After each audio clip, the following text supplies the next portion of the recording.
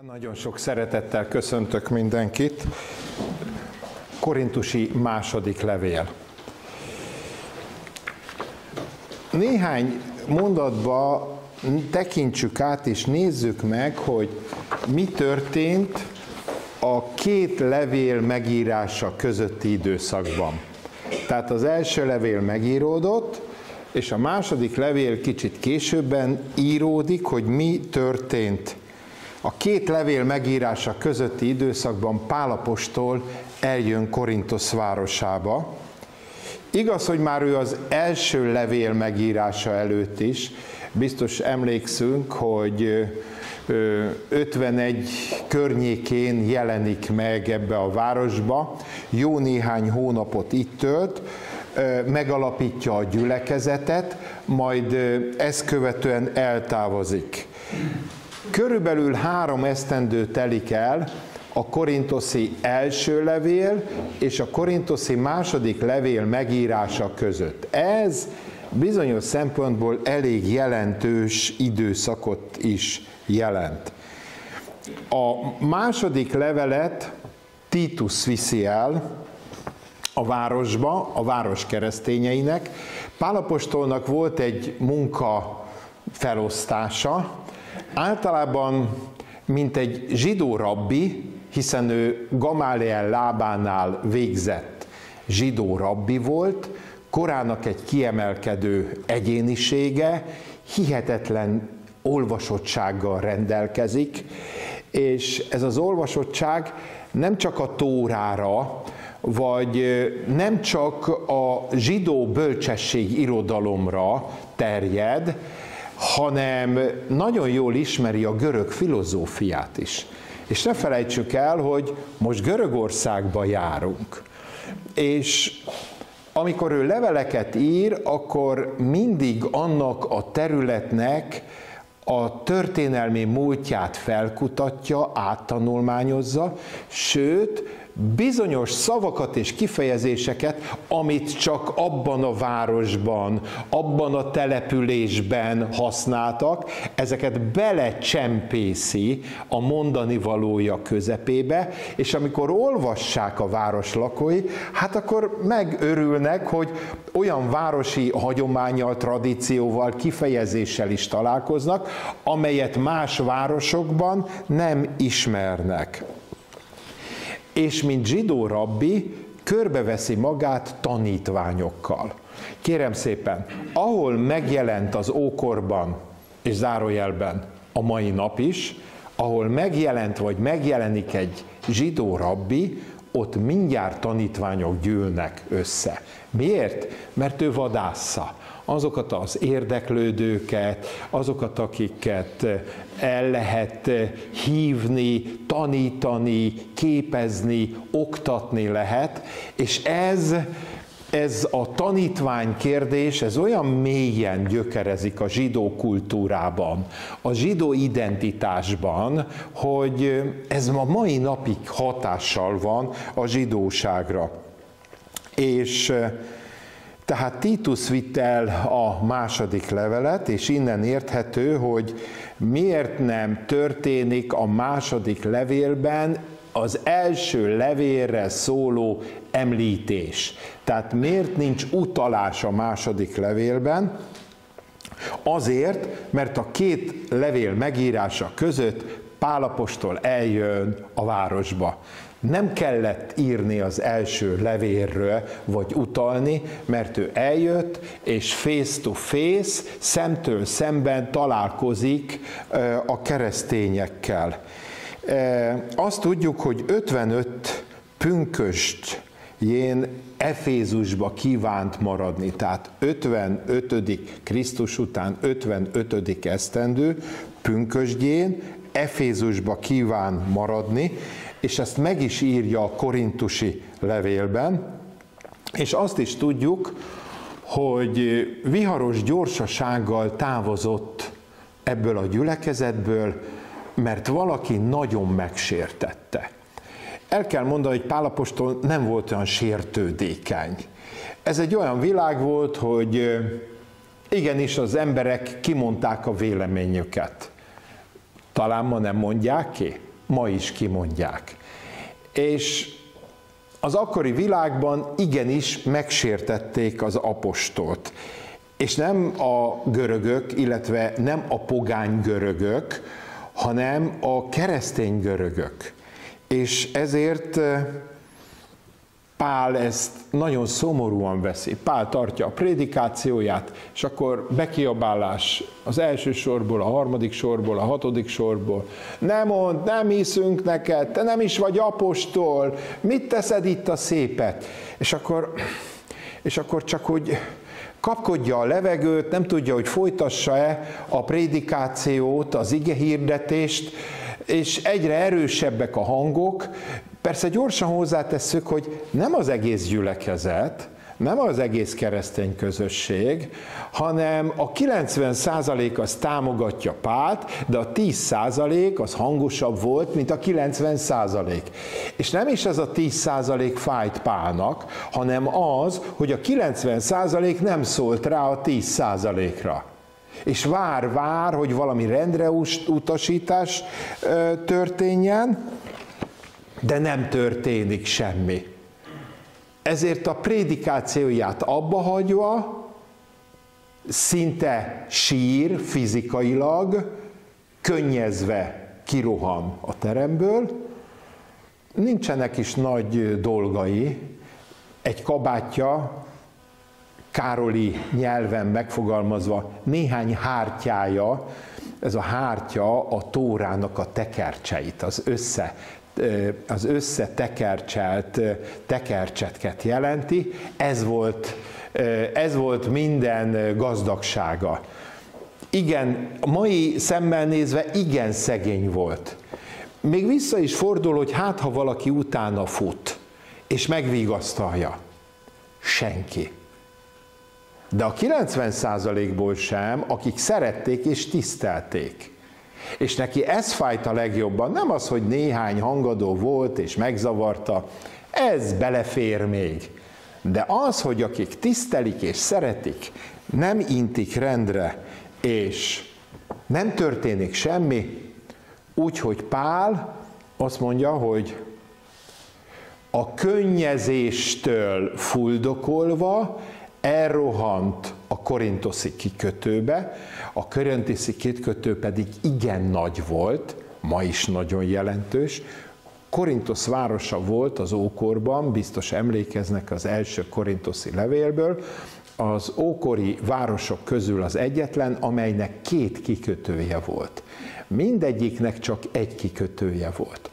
És hogyha megnézzük, hogy ebben a földközi tenger medencéjében melyik 3-4 város volt a legjelentősebb település, akkor azt mondjuk Róma, Korintus, Efézus és Alexandria, majd ott lesz Észak-Egyiptomban, ott a Nílus deltájánál. Ez a 3-4 város, és Róma után Efézus és Korintosz törekedik az ezüstéremre, és hol Efézus, hol Korintosz volt. Ebben az időben, amikor íródik a korintoszi levél, Korintosz a birodalom második legjelentősebb városa. Ez nem csak pozitív, hanem negatív dolgot is jelent, hiszen mindenféle izmus, mindenféle keleti szokás, vallások, mindenféle keleti furcsa dolgok ebben a városban megtalálhatóak voltak. A közerkölcs az valami borzalmas volt. Ha a birodalom másik felén valakit megkérdeztek, hogy honnan jöttél, és azt mondja, Korintoszból, akkor az emberek azt mondták, hogy körülbelül, mint amikor Jézusról meghallották, hogy Názáretből származhat-e valami jó, de viszont a görög világban pedig egyértelműen azt mondták, hogy Korintoszból nem származhat jó, tehát nem kérdés formájában, mert a közerkölcsök azok borzalmasak voltak, ugye a kikötő környékén végig sétálni naplemente után életveszélyes volt, bárkit ki lehetett rabolni, közerkölcs, prostitúció, alkohol, és ne csodálkozzunk, de még bizonyos szereket is fogyasztottak, kábítószereket, már az ókorban, ebben az időben megvoltak. Mit csinál? A könnyezéstől fuldokolva elrohan a kikötőbe. Hova? A kikötőbe. És gyorsan megérdeklődi, hogy melyik az első hajó, amely innen el fog indulni. És akkor fölszáll egy hajóra, és az pont Efézusban, mindegy, csak el Korintosból. És akkor, ahogy fölszáll a hajóra, és a vasmacskát fölhúzzák, és elindul szép ünnepélyesen a hajó, visszanéz így, és azt mondta magában Pál, soha többet az életbe, a városba be nem teszem a lábam. És akkor kicsit megnyugszik, lehiggad, és aztán megint elkezd sírni. Most azon sírt, könnyezett, hogy miért mondott ő ilyet. Mert alapjában véve ő szereti ezt a várost, nyilván nem a városnak a rossz életét, hanem a rossz városban a jó embereket. Hát ő azért jött ide, hát hónapokat, éveket beletett az életéből, és most azért, mert 4-5 ember bekiabált neki, most ennyire furcsa, és nem a gyűlölet, nem a sértődöttség, hanem a gyülekezet iránti szeretettől elkezd sírni. Idáig, amíg a hajóhoz jött, addig a sértődöttség, az indulatosság miatt sírt. Most már a szeretet miatt.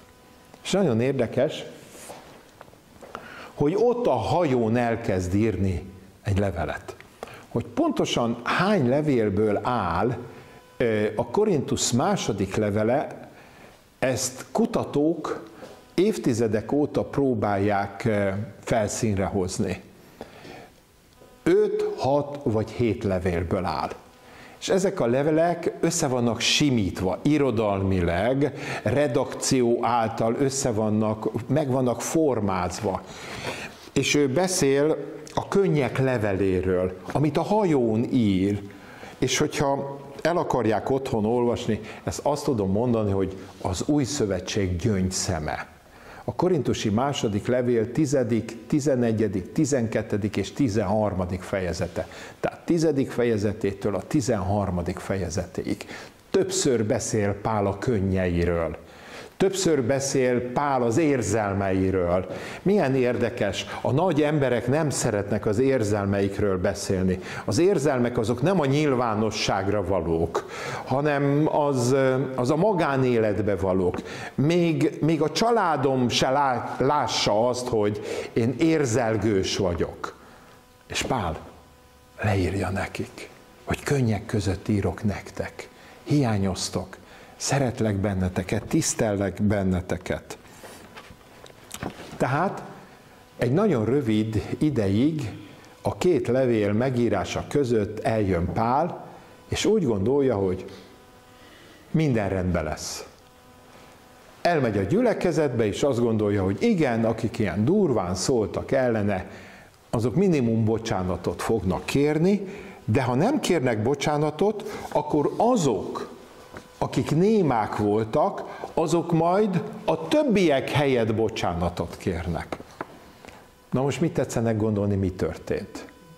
Semmi. És néha a semmi az fájóbb, mint a harag vagy a gyűlölet, mert azt le lehet ülni, beszélni. És azt mondom, figyelj, félreértettétek, én is félreértettem, feszültek voltunk, olyat mondtunk, amit nem gondoltunk át. De a semmit, az érzéketlenséget, és csalódottan távozik, és elmegy. Ez egy nagyon rövid látogatás volt, ez egy villámlátogatás, legfeljebb 1-2 nap, de van, aki azt mondja, hogy 1-2 óra lehetett, és amikor látta Pál, hogy nem sikerül, a kívánt békességet, vagy békét. És azért ne felejtsük el, egy izraeli ember a shalomot, azt azért egy kicsit másképp látja, mint mi keresztények. Tehát nála a shalom az nem egy szó, nem egy kifejezés, hanem egy életforma, az Istentől jövő ajándék, az elérendő cél, és nem sikerül ezt elérnie. Aztán Títus elviszi, ahogy előbb említettem, Títus elviszi a második levelet a korintusi közösségnek, és nem győzi kivárni, persze Pál nincs Korintoszban, és Títus innen Macedóniába megy, és Pál Efézusból áthajózik Macedóniába. Milyen jó lett volna abban az időben, itt, hogyha egy kis telefon, meg okostelefon, meg készülék, de nem. Pál nem bírja kivárni, hogy elutazzon hozzá Títus, ezért Efézusból gyorsan átmegy Macedóniába, és ott mindenféle formaságoktól, sallangoktól mentesen. Na mondd, mi történt? És akkor nagy örömmel mondja Títus: a gyülekezet legnagyobb része, a többség bocsánatot kér tőled. A némaságért, a hallgatásért, bár tudod, a kemény mag, az ultrák, azok hallgattak. Egy biztos, hogy amikor megírja ezt a könnyek levelét és elküldi, ez a 10-től 13. fejezet, akkor ez nagyon sokat jelentett Pálnak is, de még többet jelentett a gyülekezetnek. Ez az őszinteség volt, ez a tiszteletadás, más alapokra helyeződött a kettőjük kapcsolata. Nézzük, hogy hogyan fogalmaz Pál. Például a Galácia beliekhez, amit majd a következő héten lesz átvéve, ott egészen másképpen fogalmaz, mint a korintusi levélben. Személytelenül, de mégis nem akar rátérni XY-nak vagy Z-nek a kimondott vagy néma hallgatag magatartására, de ebben a személytelenségben át és át süt az az érzés, hogy rendkívül nagy gondban van a korintusiak miatt. Egyrészt szereti őket, hiszen személyesen ismerte.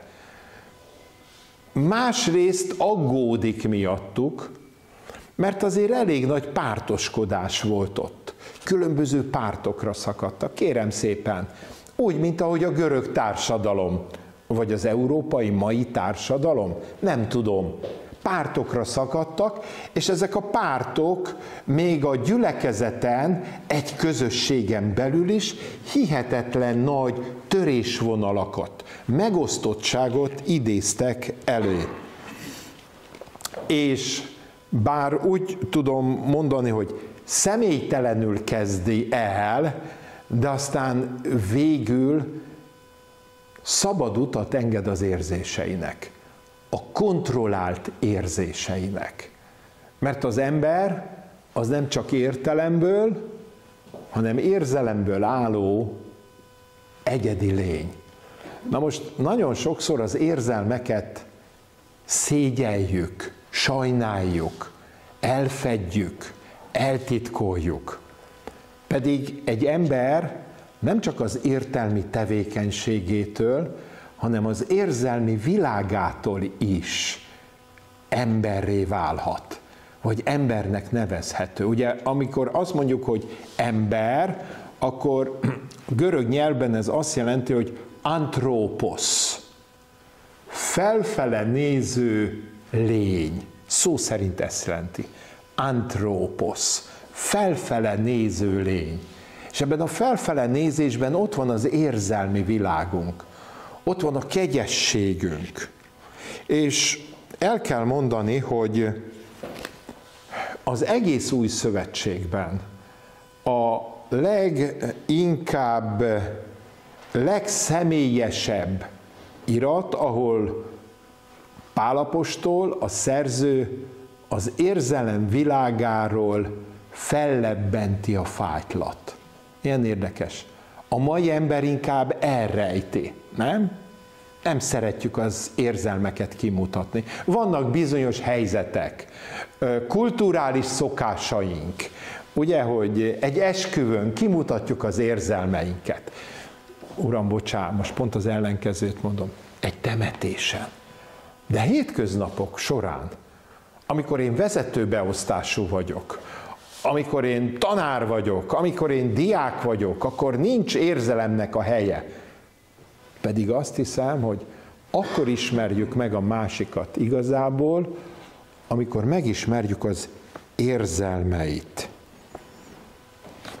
Egy biztos, amikor a gyülekezet jobbot nyújt Pál felé, Pál minden sértődöttségétől, érzékenységétől, kudarcától azonnal megszabadul, és gondolkodás nélkül, feltétel nélkül ezt a kinyújtott jobb kezet elfogadja.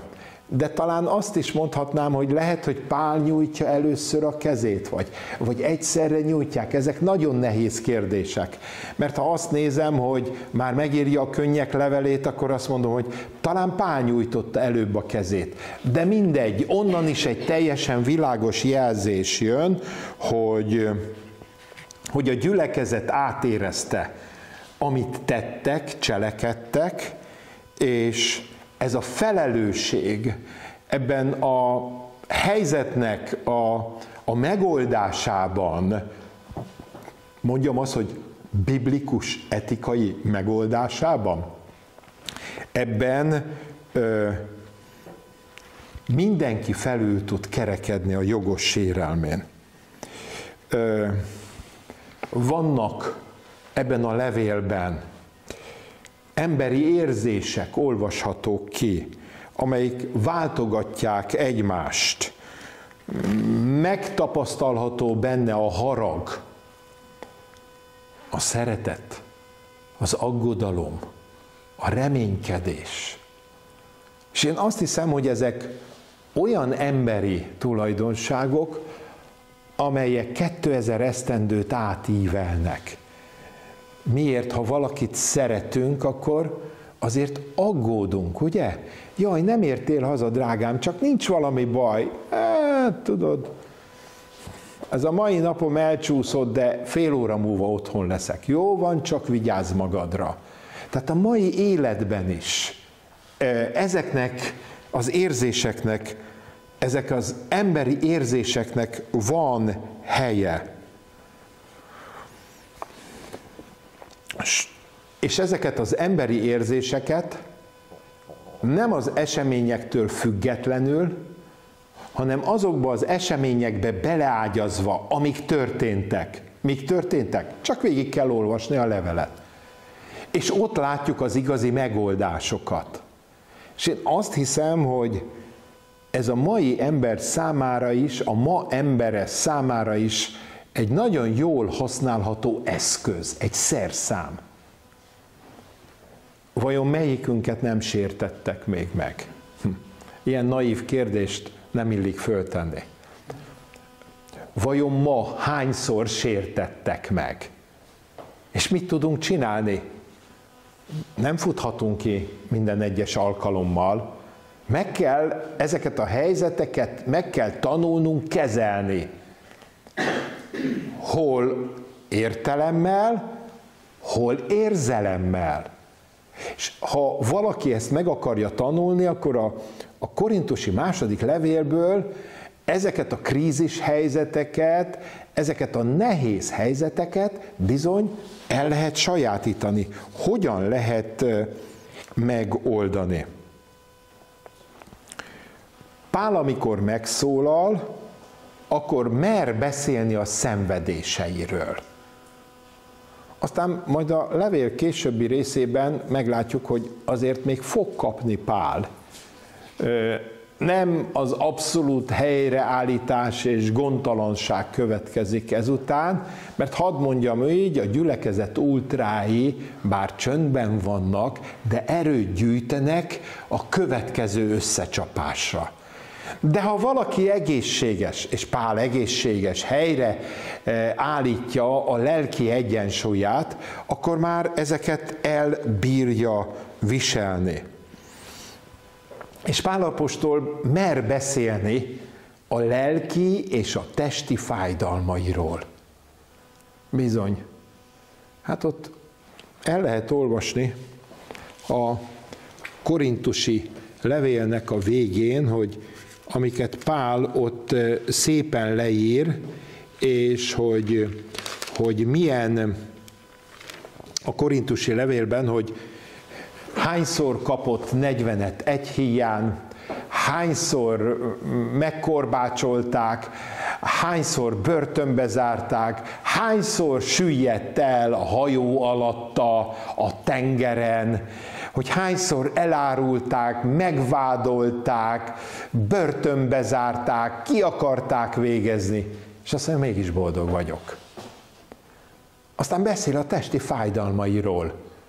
Amikor a levél végén azt mondja, én Paulus írom alá is, hatalmas nagy betűkkel aláírja, hogy Paulus.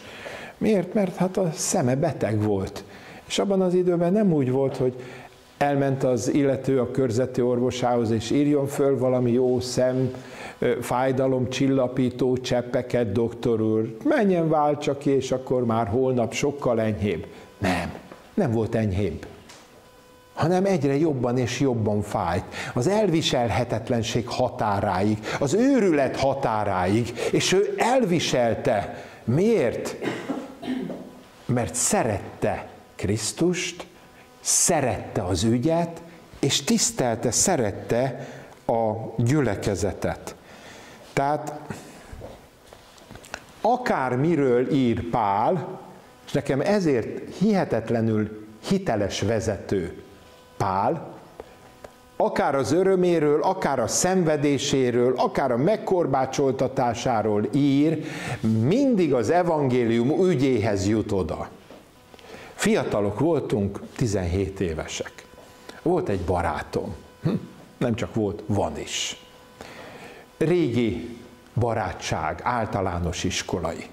A Tibor barátom. Nagyon szerettük, tiszteltük egymást. Sokat csakkoztunk, bicikliztunk, fotbaloztunk, megbeszéltük az élet dolgait.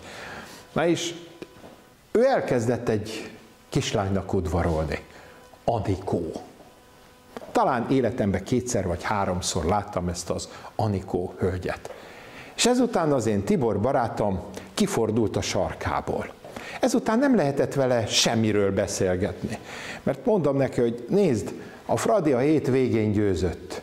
Igen, az Anikó megmondta. Jó, oké. Akkor valami más dolog, de minden az Anikóhoz ment, és minden onnan ágazott el. Miért? Mert az ő gondolatát abban az időben az Anikó töltötte ki. Az élet pikantériája, nem az Anikó lett a felesége. Pált bármi éri. Akár öröm, akár szenvedés, mi kerül elő? Az evangélium ügye. Nem tudott másképp gondolkodni. Ha jó érte, akkor az evangélium ügyéről beszélt. Ha rossz érte, hát akkor pláne. Azt mondta, hogy Krisztus is így szenvedett. Miért akarunk mi jobbak lenni, mint Krisztus volt?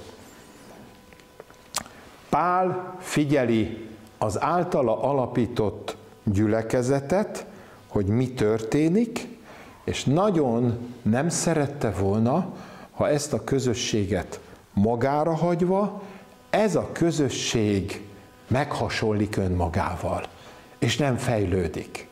Mert azért csak gondoljunk bele, hogy Pál apostol azért nagyon sok mindent beletett ebbe a gyülekezetbe.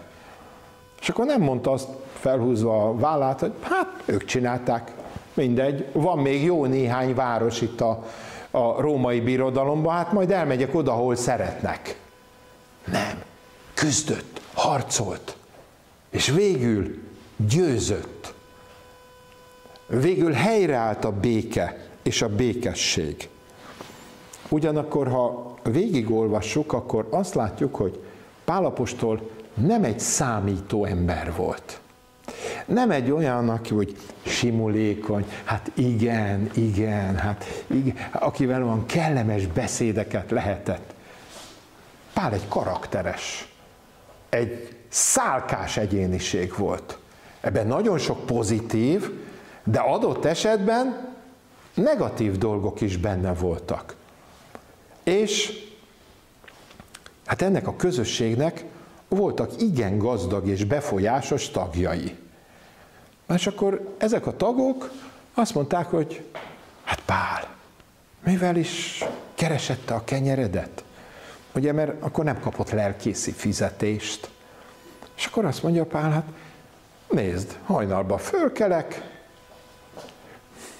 csinálok egy sátrat, kiviszem az agórára, a karavánoknak mindig kell kicsi, vagy nagy, vagy közepes sátor, eladom, és akkor 1-2 napig van mit vegyek.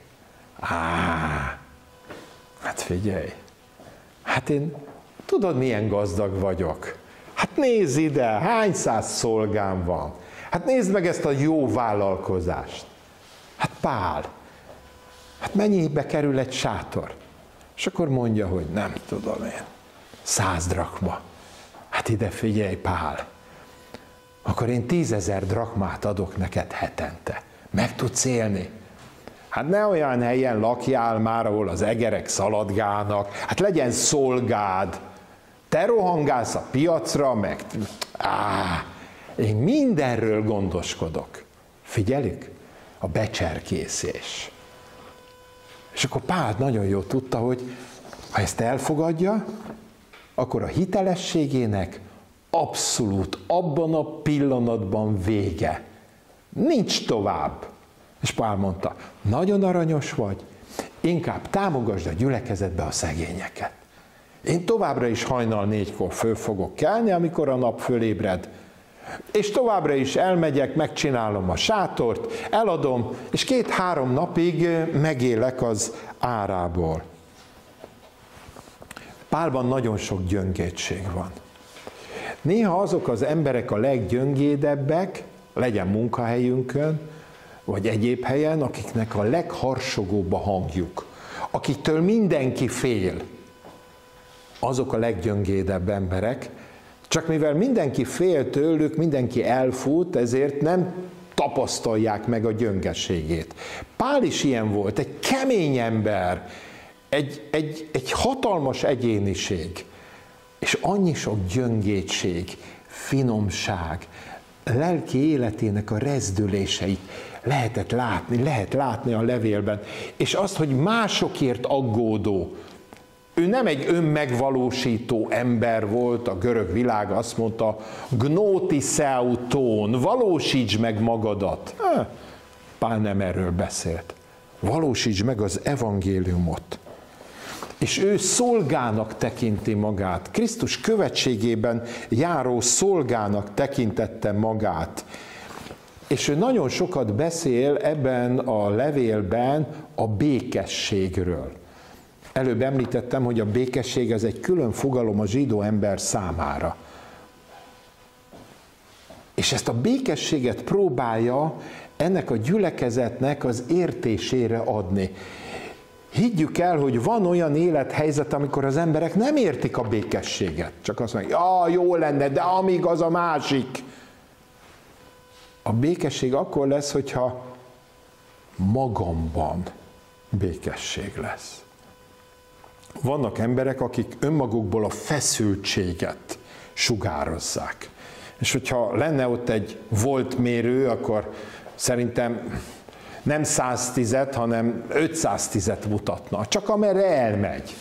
És vannak emberek, akiből úgy folyik ki a szelídség, a békesség, a nyugalom.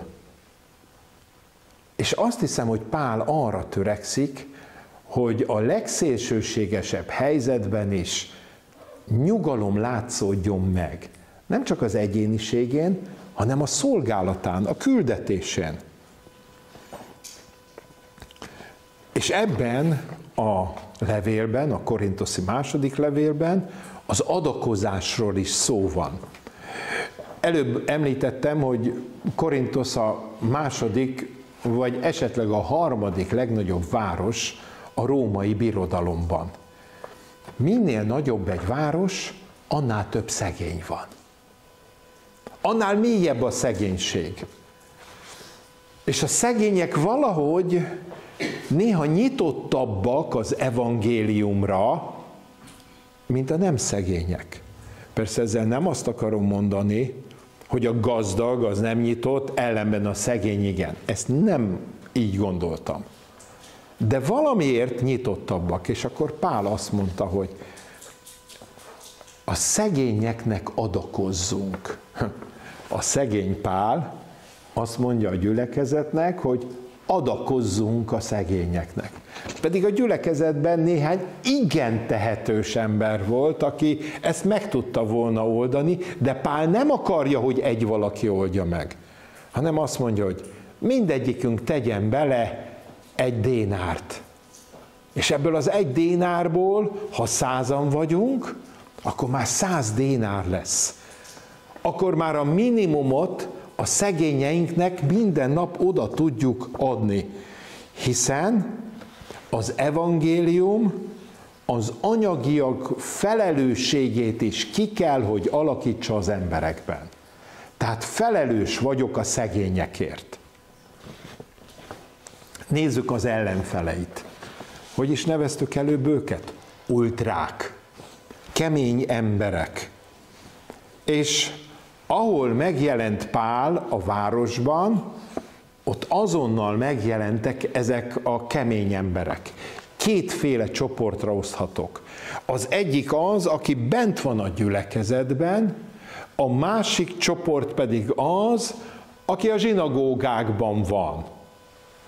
És ezek az ellenfelek mind azt tartják fontosnak, hogy támadják Pált. Előről, hátulról, oldalról, felülről. Egy a lényeg, fogást kell találni ezen az emberen. De nem találnak. Miért? Mert Pál tisztességes és becsületes ember. És gyorsan el kell mondani, hogy alapvetően ezek az emberek Pál nemzetségéből származnak.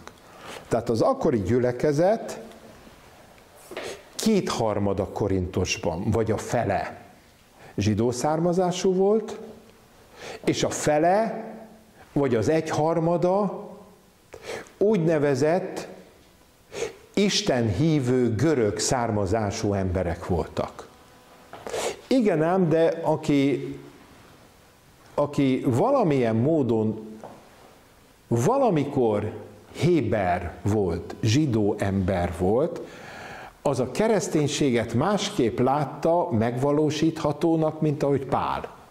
Hát önmagában már egy hatalmas csoda, hogy Pál elmegy missziózni. A misszió a zsidóságra soha nem volt jellemző. Legalábbis az ókorban abszolút nem. De ma sem. Tehát a zsidóság nem egy evangélizáló, nem egy hitéről a falain túl is bizonyságot tevő, hanem ez egy zárt világ. Ha valaki oda megy közéjük és jól érzi magát, akkor ott maradhat. Kész. Ők évezredek óta így vannak. És azt tudjuk, hogy Pál ezekkel az emberekkel, az ellenfeleivel nagyon sok konfliktusba kerül, összetűzésbe kerül. És gyorsan hadd mondjam, nem az eszmék osztják meg Pált és az ellenfeleit, hanem a gyakorlat. Mert az eszmékben valami hasonlóan gondolkodnak. De hát csak egy téma. Hogyan lehet valaki zsidóvá? És Pál azt mondja, hogy 3 alapelvet be kell tartson. Vért nem ehet, fulvaholt állatot nem ehet, és egyéb dolgokat még be kell tartson. Ezek az ultrák pedig azt mondják, nem, ezeknek zsidóvá kell venni. Körül kell őket metélni. Ameddig ez nem történik meg, addig ezek itt nem lesznek tagok. És akkor mennek egymással szembe. Vagy például a bálvány áldozati hús kérdése. Ugye olyan, gyorsan hozzátesztem, a Levitikus könyve alapján a zsidók számára is tiszta és ehető állatok, de ezek az állatok előzőleg bemutatásra kerültek valamelyik pogány istenségnek az istentiszteletén. Mondjuk egy bárány. Föláldozták. Igen, kifolyatták a vérét, ez az amaz, utána fogták a bárányhúst, és elvitték a henteshez. És oda el lehetett menni, és meg lehetett vásárolni. Igen ám, de az ultrák azt mondták, ebből nem lehet fogyasztani. Miért? Mert ez pogány istenek számára volt bemutatva. Pál meg azt mondta, hát ide figyelj barátom, pogány istenek nincsenek. Ezek állítják, hogy vannak. Miért te szerinted vannak? És akkor ment a vita, ment az argumentáció. És ez megosztotta a közösséget. És a támadás, Pál iránti támadás, az mindig a közösségen belülről indult el. És ahogy említettem, a legjobban Pálnak nem a támadás fájt, hanem az a némaság, amivel a gyülekezet 90%-a hallgatásával jóvá hagyta ezt a támadást.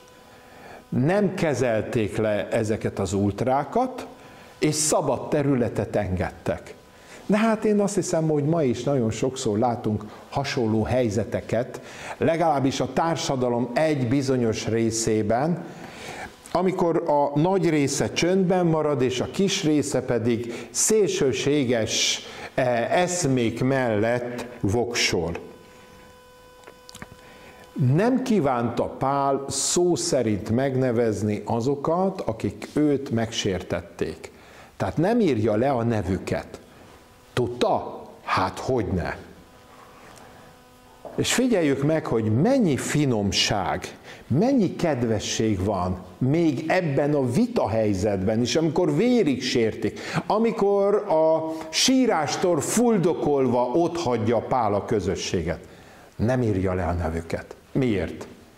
Akik ott voltak, azok hallották. Pál is tudja. Mindenki tudja, miről van szó. Nem írja le a nevüket. Nézzük meg néhány perc erejéig, hogy mik voltak Pál ellen a vádak. Összegyűjtötték, elrendezték. Az első, Pál nem igazi apostol, mert Pálnak nincs ajánlólevele, amit a jeruzsálemi vezetésnek kellett volna Pál számára kiállítani. Mármint a keresztény vezetés. Hát el kell mondjuk azt, hogy ebben az időben az evangéliumok még nincsenek kész, 55-ben. Az első evangélium Márk evangéliuma lesz, és legalább 10 évet még várni kell. De vannak az evangéliumnak egy úgynevezett redquelle, szájhagyomány formájában elterjedt részei. Ezeket később, majd amikor az evangéliumokat írásba öntik, ezeket beépítik. Ilyenek voltak például Jézus Krisztus kereszthalálá körüli dolgok, a passió történet. Ezt mindenki ismerte, és egy belső keresztény szájhagyomány formájában tovább ment. Na és a 12 apostolról is volt egy szájhagyomány. Ez egy olyan kemény szájhagyomány volt, mint nem tudom én, Izrael 12 törzse. Minden keresztény tudja, hogy kik voltak Jézus tanítványai. Na ezek lettek az apostolok. Ugye Júdást vegyük ki, természetesen helyette beválasztják Mátyást, akkor is a 12-es szám megvan. Na és ha elővesszük ezt a listát, ebben szerepel Pál? Nem. És akkor Pál mindig azt mondja, hogy én Jézus Krisztus apostola. Csak hogy hallgassuk már meg végre a vádlottat is, az utolsó szó jogán, és akkor Pál azt mondja, igen, engem nem a földi Jézus hívott el, hanem a feltámadt Jézus hívott el a damaszkuszi úton. Akarjátok, hogy elmondjam? Nem, te akkor sem vagy apostol, mert az apostolok azok tanítványok voltak, te nem voltál tanítvány. Azt mondja, az ellene szólók azt mondják vele szemben, hogy Pál ígéreteiben nem lehet hinni.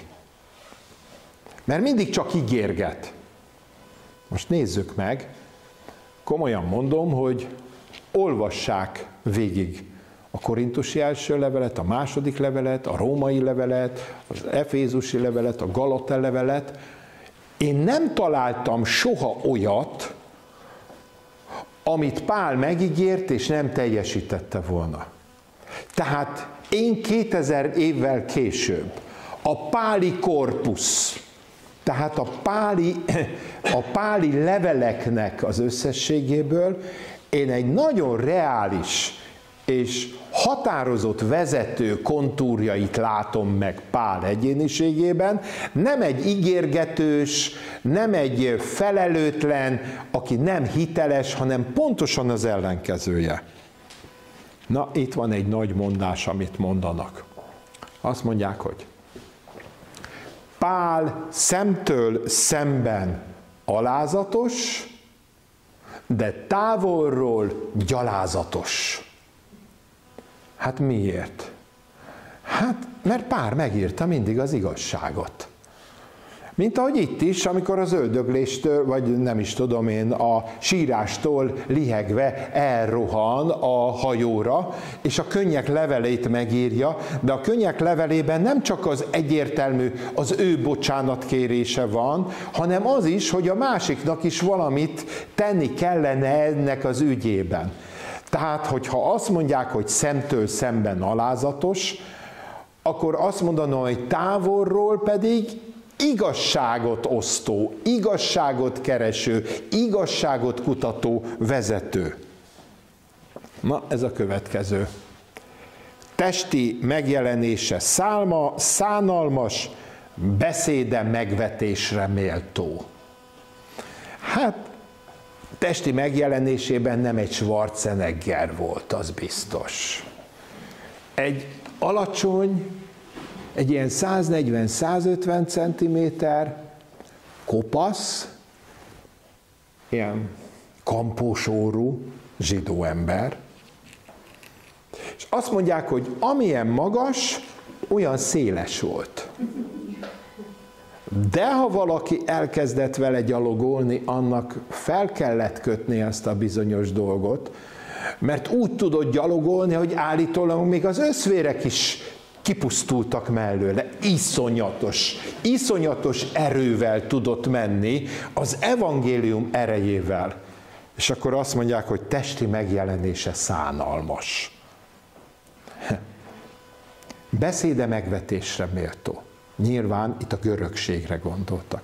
Hát ne felejtsük el, hogy ő eredetileg héber anyanyelvű, és megtanulta a görögöt. Igen, nem úgy tudta, mint a klasszikus görög.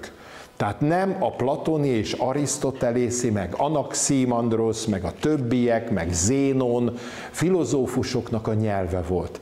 Ő a koinét beszélte, a piac nyelvét, ami sük-sük, még a nagyanyáink, ugye, stb.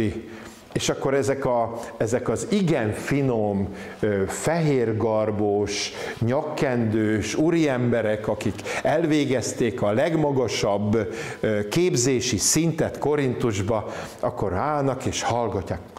Itt is rosszul mondta. Itt nem túsz, hanem tajsz kellett volna, hogy legyen. Igen, el kell mondjuk, néhány hibát ejtett. De azt is elmondhatjuk, aki meg akarta érteni, az megérthette. Aki pedig hibát keresett benne, azt talált. Most egy külön kérdés. Mit akarok Hibát akarok keresni, vagy üzenetet akarok hallani? Test szerint él, és nem rendelkezik a lélek erejével és teljességével. Hát megint egy olyan dolog, amit nem tudok megfogni. Ezek ilyen árnyékok, ilyen szellemvilágok. Hát test szerint él, hát könyörgöm, mi szerint éljen? Hát a testnek kell enni, inni, aludni. Nem testi volt, tehát nem valami testiségről, hanem test szerint él, nem rendelkezik a lélek erejével. Hát én pedig pontosan azt látom Pál apostolban, ha valaki rendelkezett az új szövetségben, és nyilván most nem Jézusról beszélünk, akkor Pál apostol igenis. Amiket ő letett az asztalra, a szenvedések. Azt mondják, hogy körülbelül 60 és 100 000 kilométer gyalogolt az evangéliumért. És közben testi beteg volt, félig vak. Korbácsolták, börtönbe zárták. Pál apostol 15 éves tevékenysége során durván 50-től 65-ig ennek legalább a felét börtönbe töltötte.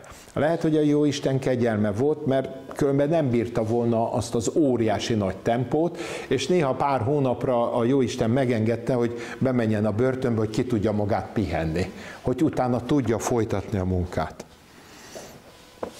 Az utolsó előtti vád vele szembe mások által létesített misszió területen aradt. Hát volt ilyen valóban, például a római gyülekezetet, nagyon jól tudjuk, hogy nem Pál alapította. Vannak olyan gyülekezetek, amelyeket nem Pál alapított. Na és akkor nem mehet el, nem tarthat aratást, nem hívhatja a lelkeket az evangéliumhoz, Krisztus ügyéhez, dehogy nem. Na most nézzük meg a legutolsó vád, ez egy tipikus. A kialakult szokásjoggal szemben nem a gyülekezeti adományokból él. Egy fillért nem fogadott el a gyülekezettől. Miért? Hát, hogy ne vegyék meg. A kialakult szokásoktól eltérően. Ha pedig elfogadta volna, akkor ugyanez az ultra azt mondta volna, egy életerős úriember, és még elfogadja tőlünk az adományokat. Tarthatatlan. Tetszenek tudni, ez olyan, ha van sapkája, az a baj, ha nincs sapkája, az a baj. És mindezeken túl Pál túl tudott látni, és a rábízott gyülekezetet nagyon jól tudta kormányozni és irányítani. Pál ezeket a konfliktusokat igyekezett személyesen megoldani. Mind az első, mind a második levél nagy valószínűség szerint egy kompozíció, tehát egy több rétegű, ugyanakkor valóságos levelek, ezek nem Mikes Kelemen féle levelek, hogy elgondoltak és az íróasztal mögül keletkezett, hanem az élet által diktált levelek, és azért el kell mondjuk, hogy ezek a levelek a lélek által mindig happy enddel végződnek. Pedig nagyon kemény, éles helyzetek voltak. És ezekből a leghíresebb a könnyek levele. Szeretném önöket kérni, hogy amennyiben van lehetőségük, ezt a 10. fejezettől 13. fejezetig, ezt a 4 fejezetet olvassák végig. Higgyék el, lelkileg nagyon sokat fognak ettől kapni.